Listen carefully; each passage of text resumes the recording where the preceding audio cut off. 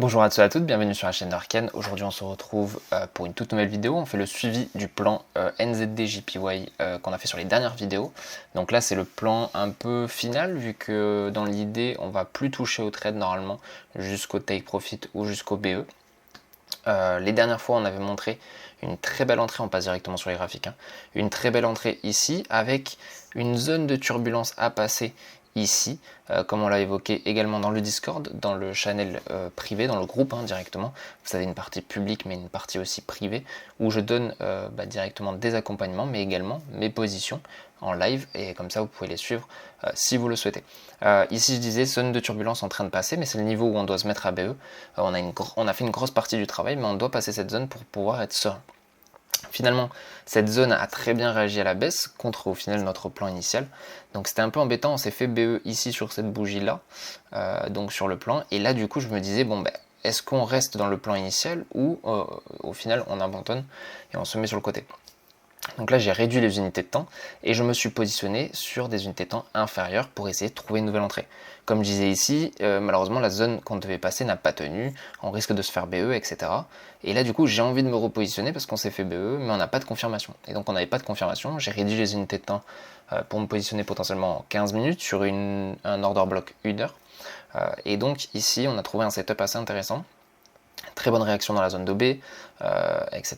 Et là, j'ai donné une position qui était intéressante. Alors, c'était de l'intra-swing parce que du coup, il y avait un SL assez court. Et également, au final, du coup, une position certes intra-swing, mais qui avait toujours en vue les TP swing qu'on avait évoqués précédemment. Et donc, ça a très bien réagi. Et donc, ça, c'était intéressant parce que du coup, on a pu se repositionner toujours dans le sens du plan, ici, comme vous pouvez le voir.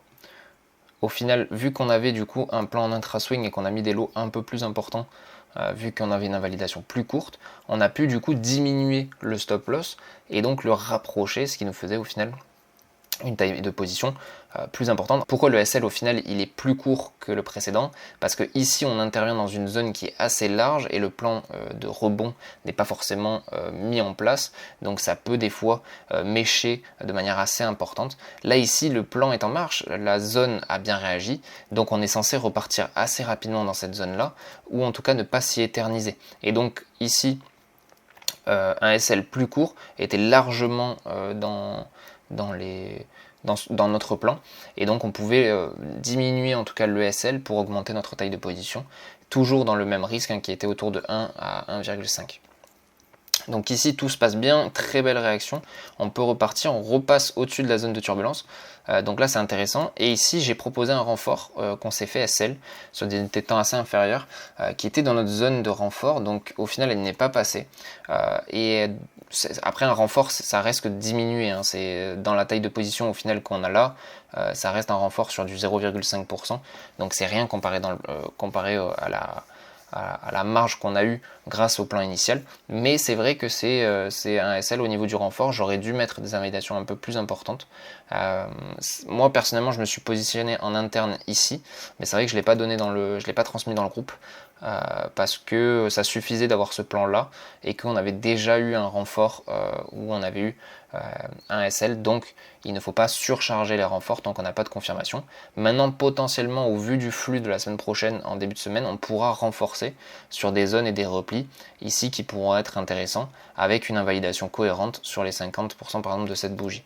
Ça pourrait être quelque chose qui se fait assez facilement, mais c'est vrai que l'invalidation ici, soit le SL était trop petit, soit dans l'idée c'était pas forcément une zone sur lequel ça pouvait réagir, mais personnellement moi c'était dans mon plan, donc j'ai dû prendre ce renfort là sur un setup. Au final il n'est pas passé, mais quand on voit le plan initial qui fait une performance de dingue, c'est pas bien grave, on va dire.